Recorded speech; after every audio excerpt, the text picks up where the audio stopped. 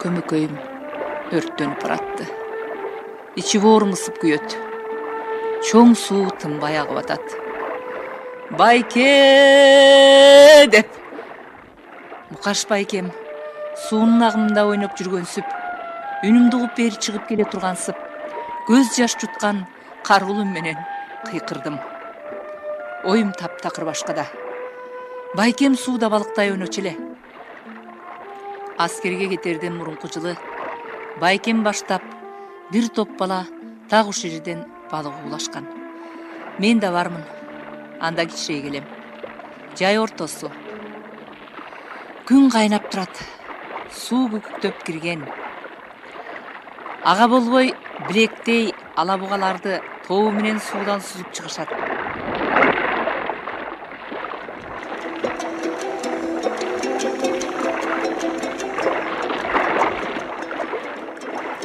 Чөлмөк жасап балыктарды ошого ташташты. Мени балыктардын жанында калтырып, өздөрү ылдыйлап тор сүзүп кетишти. Балыктар кичинекей чөлмөктүн ичинде ооздорун ачып, кыйналып жатышты. Мен бирден алып чоң сууга кое бере баштадым. Балыктар мени менен коштошконсуп, акыркы рет куйруктары менен суу шапшып, тереңди көздөй кетип жатышты. Качан келгенин билбейм, артымда байкем торун ийине салган боюнча менин өнөрүмдү карап туруптур. Ошондо араң эсиме келип, балыктардын жок калганын көрүп, элеңдеп кеттим. Бирок байкем урушкан жок. Кайра алдына алып отуруп, көкүлүмен сылады. Боорукер болот белемсиң. Ошо жертигине тегеренип аккан иримде турат. Мен балыктарды кое берген жээк, жыгач көпүрө, өздөгүч чырканактуу токой, бардыгы ордунча өзгөрбөй туруптур.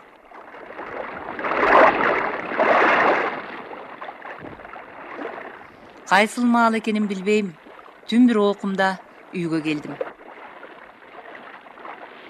Айлана ынтыгып коюу. Биздин үйдүн терезеси саргыч болуп күйүп туруптур. Дарбазадан кире бергенимде жолборс адатынча борс-борс үрүп, сагынып калгандай утурлап безилдеп чуркады. Анан менин келгеними айтып жеңеме сүйүнчү алчудай буф деп алып, түүлө чуркап кайра жөнөдү. Ажам үйдө байзак чоң атамын эски тери шымын сурап, мага кичиртип отуруптур. Колунда сапсары жез оймок. Башым ооруп атат демиш болуп жатып алдым. Эртең менен мал кородон чыгып, балдар уйкулуу көздөрүн ушалап, куйруктан тутамдай уйларын бадага кошкону чоң көчөнү көздөй айдашып, ар жерден уйлар мөөрөп, мүйүздөн алып бир бутуна эңкейте байлап койгон бирөөнүн жаш тууган кунаажыны бадачыга айдатпай, короого музоосуна качып, бадачаны балпылдатып тилдеп, артынан бөлп-бөлп желип, сандары калактай кыржыйган эчкилер чүчкүрүп, маараган болушуп, бирин-сирин деп короодон чыгып жатышты.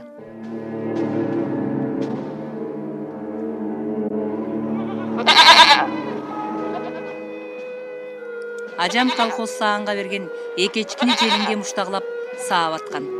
Мен бадага айдап барып кошуп келишим керек эле.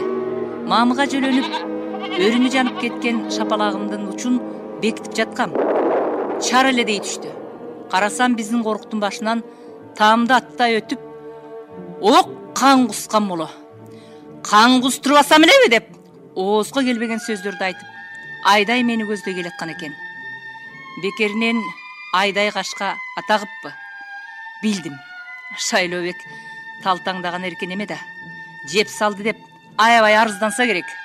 Ордуман козголбой тура бердим. Жебиер дейсиңби? Айдай улам жаңы сөз таап, каргап, жулунган боюнча короого кирип келди. Ажам эчки сааган калай табагы колунда чочулап Айдайды утурлай чыкты. Эмне болуп кетти жеңе? Эмне болду деп билмексен болуп, демейде ак жүрөксүнгөн мабы кагын алгыр айткан жокпу? Мен мамыга тырмышып туруп алдым. Аңгыча көзүмөн от чачырап кетти. Жерге көмөлөтүп түштү. Ошондон соң Айдай дүйнөдөгү эң жаман көргөнү менден бетер туш келди тепкилеп, башка көзгө койгулай берди. Айдайды түртүп жиберип, мени ажыратып алды.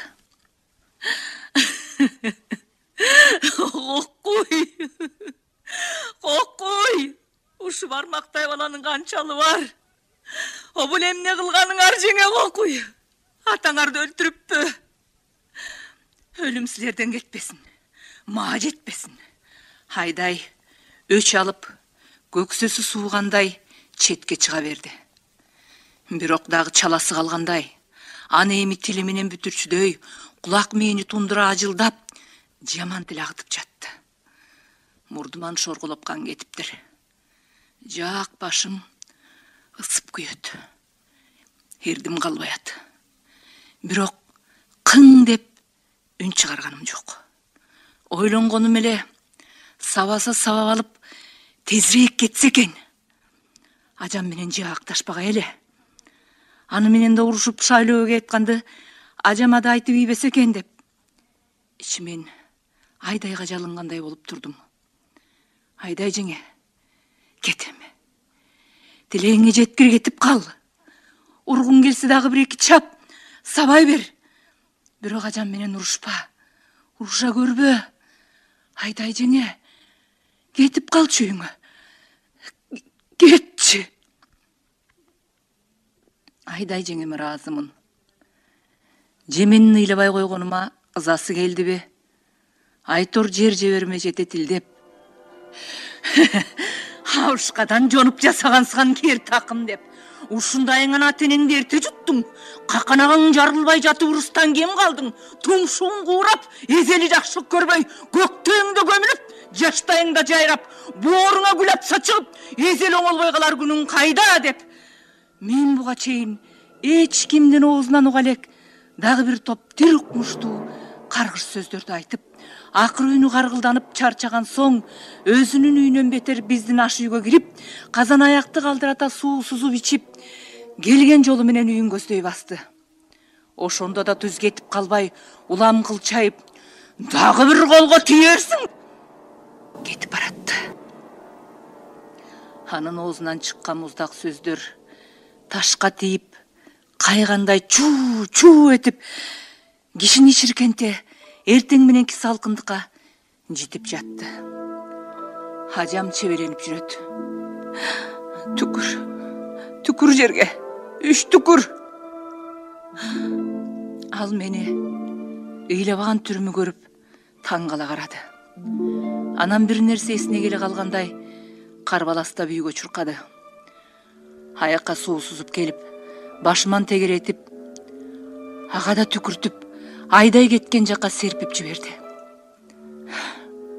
Жерге кирсин ошо, арам кашка.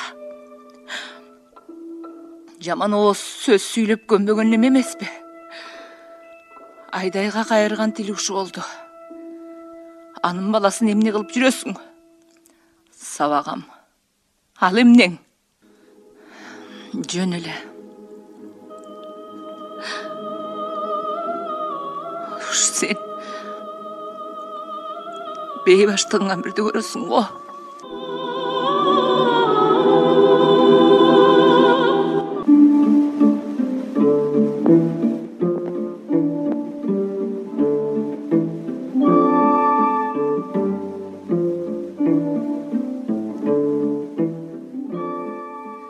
Жай келди. Бирок Мукаш байкемден эч кандай кабар болбоду. Оозушкан да жок. Жеңем болсо чөп чабышта жүрдү. Чөптө каруулуу, субай салтан келиндерден башка абышкалар бар. Абышкалар кызык. Бир-эки сол тартып коюп, чапкыларын кайрап, же чыңап отуруп алышат. Жумуш келиндер менен арбыйт. Биз чөмөлөдө жүрдүк. Күн чайыттай тунук тийип, мелтиреп созулуп жаткан беде талаасы, каяктандыр үзүлбөй келип жаткан сыдырымга ыргалып, бир сонун кулпуруп турду. Беде мейкинин үстү бирде ак күмүштөнүп, бирде көк жашыл тармалданып, өзүнчө эле жап-жашыл көл чыбырап, толкуп жаткансыды. Беденин биринчи чабыгы эле. Талаа жаш чөптүн жытынан буруксуп, чымчыктардын адам түшүнбөгөн сайраны кыжылдап толуп кеткен. Мейкиндин үстүнө көз жиберип карап отурсаң, чымчыктардын ошол кымкуут сайраны мелмелетип көрүнбөй турган аптапка ирип кетип аткансыйт. Куштардын сайраганы түшүнүксүз болгону менен жагымдуу эле. Бөдөнөнүн үндөрү бытылдап коюу чыгат. Табият ийип берип жаткансып, укмуш бир кейпилдикте балбырап турду. Шырт-шырт эткен чапкы үндөрү. Чапкычылар солдун аяк башына буралып араң чыгышат. Түшкө жакындаганда жүрбөй калышты. Чеке ылдый көз жашка окшоп тер томолонуп агып, жеңемдердин көйнөк жоолуктары чыланып кетти. Түшкү дем алышка чейин биз чөмөлөнүп бүтүп ийдик. Тоодон айран келгиче чапкычылар солдун көлөкөсүндө бут сериппей солуп жатышты. Ажаркүл жеңем ордунан туруп, бир байлам кызыл жоолугун кызча артына байлап, бери кабакта шаркырап агып жаткан чоң сууну көздөй басты. Ал улам эңкейип, баштары быпыйган узун ак какымдарды карт эттире үзүп колуна машактап баратат. Бышкан какымдын баштары абада түтүн сыяктуу из калтырып, анан каяктадыр тарап учуп кетишет. Мен берите ажамды карап турдум. Ал ушул сапар көзүмө эмнегедир башкача болуп көрүндү. Көйнөк узун, өзү жепирейип жапыз, жүдөп калган экен. Мен байкап эле жүрөм. Мукаш байкемдин кат үзүлгөнү ушинтип кетти. Кээде менден уурданып ыйлайт. Анан көзү бүлтүйүп шишип калат. Ошондон соң 2-3 күн удаа кабак ачылбай жүрөт. Эмне болгонун айтпайт. Себебин билип турган соң мен да сурабайм. Батын албайт киши. Ажам экөөбүз бири-бирибизден коомай сейберчи болдук. Сүйлөшөр сөзүбүз түгөнүп бүткөндөй унчугушпай кеттик. Менде болсо Шайлообектин айтканы уктап атсам да жүрөгүмдүн башында муздап турат. Эмнеси экенин билбейм. Шайлообектин сөзүнөн кийин ар күнү Байзак поштосун тартып келери менен даяр болом. Чоң ата, бизге кат барбы? Силерге кат жок. Жок айланайын, жок. Жок. Мукаштан кат жок. Жок. Кат келсе өзүм эле берем, жок айланайын, жок. Жок болсо өзүм эле бербеймби? Алда айланайын, ай. Жок, жок.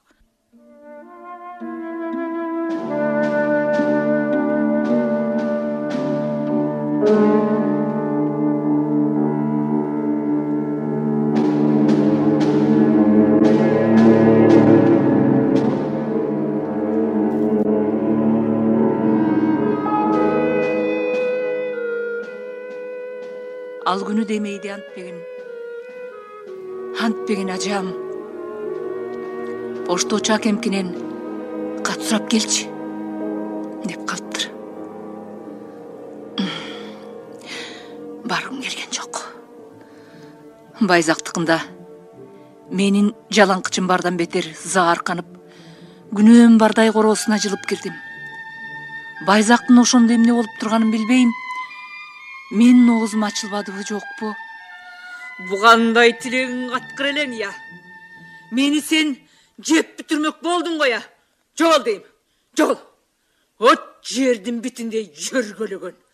Экинчи ушу короого аттап кирчи бол. Көчөдөн көзүмө көрүнбө. Уктуңбу? Шыйрагыңдан кармап туруп жерге чабам. Уктуңбу? Деп ар кайсыны кайсалап Жин тийгендей бакырды. Сурабагын дейм. Сурабагын дейм, сурабагын. Кат келсе мен көрүм ара кетпейм. Берем, о берем. Мен байзак чоң атама таарынганым деле жок. Коркконум да жок. Анын кыйкырганынан бутумдун бармагы менен жер чукуп, тилге кулак төшөп угуп тура бердим. Ар өкүлдөп алып, эшигин тарс жаап, үйүнө кирип кетти. Мен бозала болуп үйгө келдим.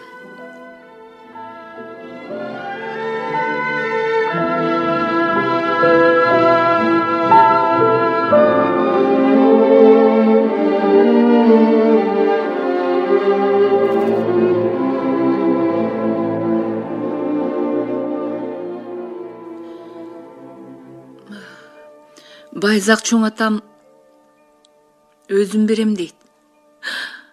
О, Кудай, бабедин, эмне дейт? Жеңем кыйкырып, ордунан тура калды.